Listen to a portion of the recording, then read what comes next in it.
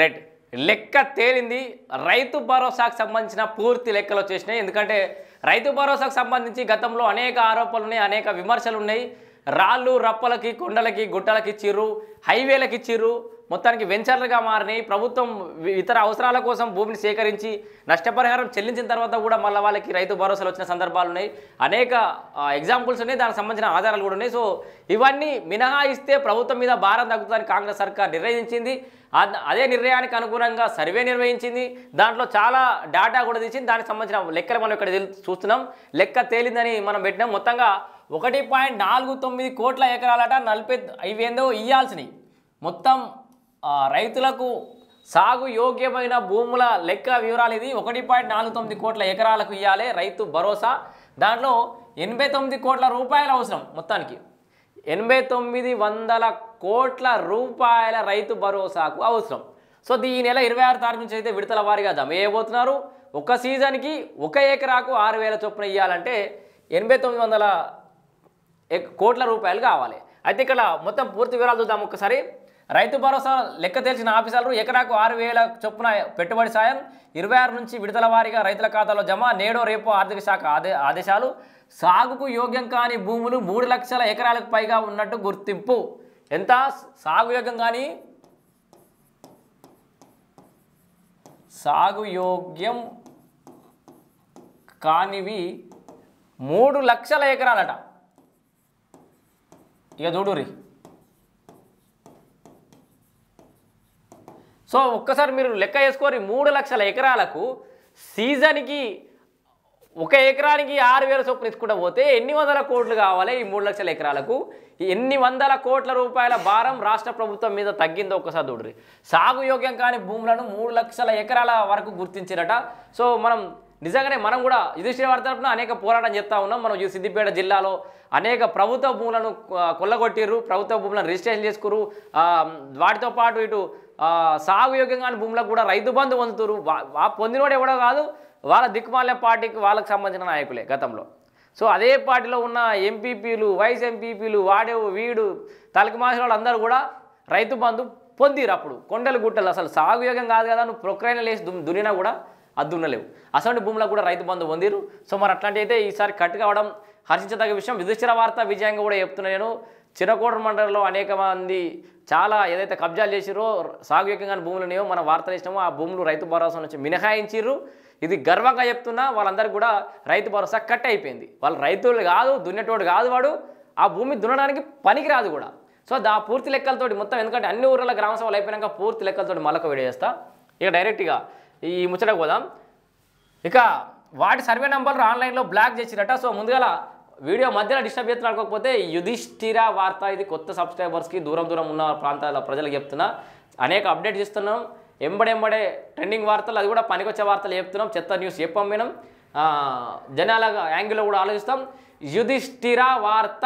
So సామాన్యుడి చేతిలో బ్రహ్మాస్త్రం. యుధిష్ఠిర వార్తను లైక్ చేయండి, సబ్స్క్రైబ్ చేయండి, షేర్ చేయండి, కామెంట్లు కూడా చేయండి.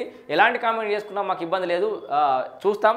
సో మీ రెస్పాన్స్ మాకు కావాల్సింది. వార్త చూద్దాం. ఇక రైతు భరోసా లెక్క తేలింది. రాష్ట్ర వ్యాప్తంగా సాగుకు యోగ్యమైన భూములు 1.49 కోట్ల ఎకరాలు ఉన్నట్టు అధికారులు ప్రాథమికంగా గుర్తించారు. వీటికి సీజన్కు ఎకరాకు 6000 చొప్పున రైతు భరోసా ఇచ్చేందుకు మొత్తం 8900 కోట్లు 8900 కోట్ల రూపాయలు అవసరమవుతుందని అంచనా వేశారు. ఈ మేరకు నిధులు విడుదల చేయాలని ఆర్థిక శాఖ ఇప్పటికే ఆదేశాలు వెళ్ళినట్టు తెలిసింది. వ్యవసాయ, రెవెన్యూ శాఖల అధికారులు క్షేత్రస్థాయిలో పర్యటించి రాళ్ళు రప్పలు, కొండలు, వెంచర్లు, హైవేలు, ఇరిగేషన్, ఇతర ప్రభుత్వ అవసరాల కోసం తీసుకున్న భూముల లెక్కలు తెలిచారు. ఇలాంటివి 3 లక్షల ఎకరాల వరకు పైగా ఉన్నట్టు గుర్తించారు. గ్రామ సభలు నిర్వహించి ఆ భూముల సర్వే నంబర్లను ఆన్లైన్లో బ్లాక్ చేస్తున్నారు. ఈ 3 లక్షల ఎకరాలని ఆన్లైన్లో బ్లాక్ చేస్తున్నారట. ఆన్లైన్లో బ్లాక్ చేసి పడేస్తారు. సో నెక్స్ట్ 2వ పేజీలో పూర్తి వివరాలని ఒక్కసారి చూద్దాం.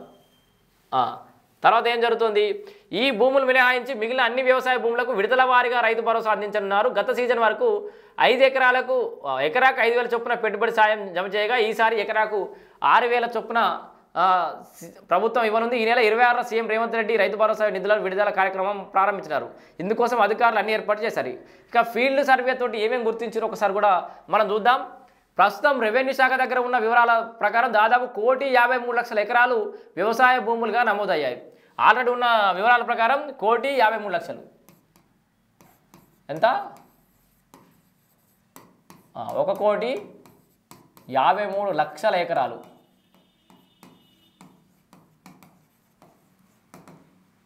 53 లక్షల ఎకరాలు ఏంది వ్యవసాయ భూములుగా నమోదైనవి. ఇవన్నీ వ్యవసాయ భూములు.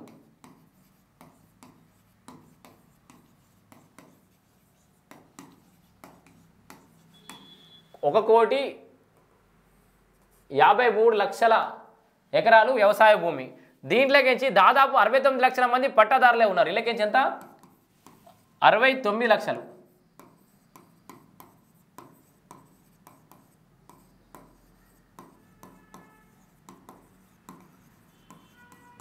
సో 69 లక్షల మంది పట్టాదారులు ఉన్నారు. అయితే ఇందులో కొన్ని సాగు యోగ్యం కాని భూములు కూడా ఉన్నాయి. దీంట్లోకించి ఈ 69 లక్షల మంది పట్టాదారులు ఎవరైతే ఉన్నారో ఈ 1,53,00,000 ఎకరాలు ఏవైతున్నాయో ఇళ్ళకెళ్ళే సాగు యోగ్యం కాని భూములు ఉన్నాయి.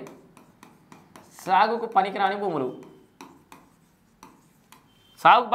ఉన్నాయట. దీనిలోకించి వాటిలో ఎటువంటి పంటలు పండే పరిస్థితి లేదు. అలాంటి వాటికి రైతు భరోసా ఇవ్వకూడదని కేబినెట్ నిర్ణయించింది. అందులో భాగంగా వ్యవసాయ యోగ్యం కాని భూములను గుర్తించాలని అధికారులను ఆదేశించారు. రెవెన్యూ వ్యవసాయ అధికారులు క్షేత్రస్థాయిలో పర్యటించి ఆ భూములు సర్వే నెంబర్లను గుర్తించారు. పెట్రోల్ బంకులు, ఫంక్షన్ హాళ్ళు, చూడ్రి పెట్రోల్ బంకులు, ఫంక్షన్ హాళ్ళు, పార్కింగ్ స్థలాలతో పాటు కొండలు, రాళ్ళు, రప్పలు ఉన్న భూములకు గత ప్రభుత్వం రైతు బంధు అందించినట్టు తెలిచారు.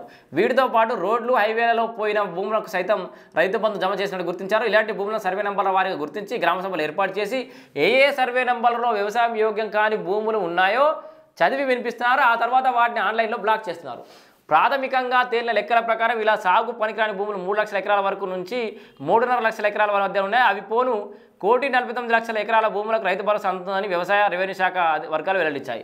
ఇక దీంట్లో విడతల వారీగా జమ చేస్తారట. రైతు భరోసా కోసం ప్రభుత్వం నిధులు రెడీ చేసుకుంది. ఇప్పటికే 10,000 కోట్ల నిధులు సేకరించింది. ఎంత 10,000 కోట్లు నిధులు సేకరణ.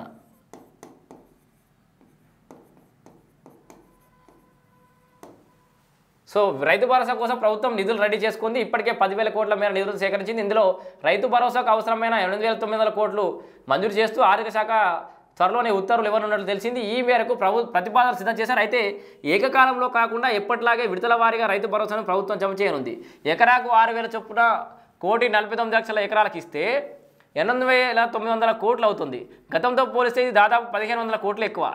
ఏ గ్రామాల్లో సాగు యోగ్యం కాని భూములు డిజిటల్ బ్లాకింగ్ పూర్తయిందో ఎట్లనే ఇక్కడ ఒక తిరకాసు ఉంది.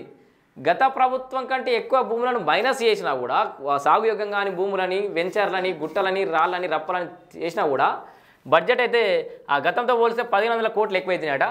ఏ గ్రామాల్లో సాగు యోగ్యం కాని భూములు డిజిటల్ బ్లాకింగ్ పూర్తయిందో ఆ గ్రామాల్లో ఎకరా వరకు భూమి ఉన్న రైతులకు ఈ నెల 26న పెట్టుబడి సాయం అందనుంది. ఇక్కడ తిరకాసు ఉంది. ఒక్కసారి నువ్వు దీన్ని తిప్పితే నేను ఈ తిరకాసు ఎంత చెప్తా. ఏ గ్రామాల్లో సాగు యోగ్యం కాని భూముల డిజిటల్ బ్లాకింగ్ పూర్తయిందో అంటే డిజిటల్ బ్లాకింగ్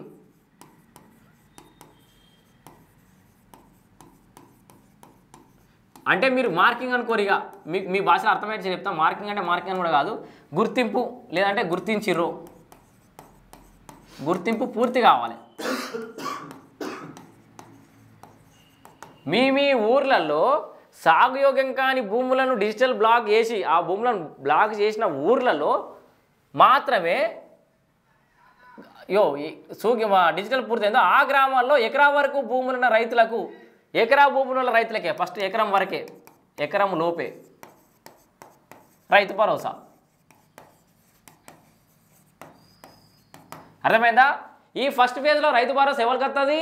మీ ఊర్లల్లో వ్యవసాయానికి పనికిరాని భూములను గుర్తించి బ్లాక్ చేసి అయిపోయిన ఊరు ఉంటే ఆ ఊరిలో ఎకరం లోపు ఎకరం వరకు ఉన్న రైతులు ఎవరైతే భూములు ఉన్న రైతులు ఉంటారో వాళ్ళకు ఈ 26 తారీఖు జనవరి 26 తారీఖున రైతు భరోసా పడుతుంది. మిగతా వాళ్ళు ఆశ పెట్టుకోకూరి, జర టైం పడుతుంది. అంటే టైం పడుతుంది అంటే మీన్స్ నెక్స్ట్ ఫేజ్లో పడుతుంది అన్నట్టు. ఇక ఆ గ్రామంలో ఎకరాకు వరకు భూములను రైతులకు ఈ నెల 26 పెట్టుబడి సాయం ఉంది. ఇలా విడతల వారీగా పూర్తి స్థాయిలో నిధులను 15 రోజుల్లోగా రైతుల ఖాతాలో జమినారు. అక్కడ నుంచి జనవరి 26 నుంచి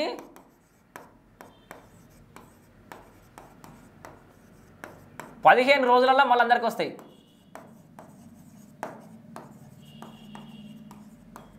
కాకపోతే జనవరి 26 తారీఖు నాడైతే ఆశలు పెట్టుకోకూరి ఆనాడు ఒక ఎకరం ఉన్న వాళ్ళకి వస్తాయి, మిగతా వాళ్ళకు డే బై డే వస్తూనే ఉంటే 15 రోజులలో అందరికీ వస్తాయి ఎన్ని ఎకరాలు ఉన్నా సరే.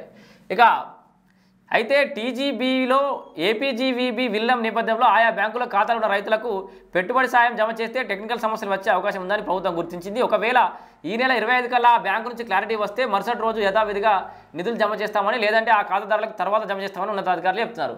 ఇక్కడ ఆంధ్రప్రదేశ్ గ్రామీణ వికాస్ బ్యాంక్ ఏపీజీవీబీ అని మీ పచ్చ పుస్తకాలు ఉంటాయి కదా, ఒక షర్టు బొమ్మ ఉండి అగో వాళ్ళకి ఆ బ్యాంకు పేరు మారినాయి. ఆంధ్రప్రదేశ్ గ్రామీణ వికాస్ బ్యాంక్ ఉండేది తెలంగాణ గ్రామీణ వికాస్ బ్యాంక్ లాగా మారింది.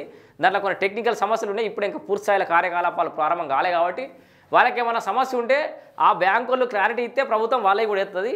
లేదు సార్ ఇప్పుడే అకౌంట్లో పడేయని వాళ్ళు ఏమైనా చెప్తే దాని ఒక 4 రోజులు ఆపుతారు. ఇక ఆ బ్యాంకులో ఉన్న ఖాతాలు ఉన్న వాళ్ళు కూడా జరిసేపు ఒప్పుకి కొట్టాలి. సో మొత్తంగా లెక్కనైతే తేలింది. రైతు భరోసాకు సంబంధించి 1.49 కోట్ల ఎకరాలకి 8,900 కోట్ల రూపాయలు అయితే అవసరం. మొత్తంగా మిగతా అన్నిటి కలిపి ఒక 10,000 కోట్ల రూపాయలు అయితే నిధులు ఆల్రెడీ సేకరించి పెట్టింది. అనేక సంక్షేమ పథకాలకు అట్లకే సాగు యోగ్యం కాని భూములు 3 లక్షల వరకు ఇప్పటికే గుర్తించింది.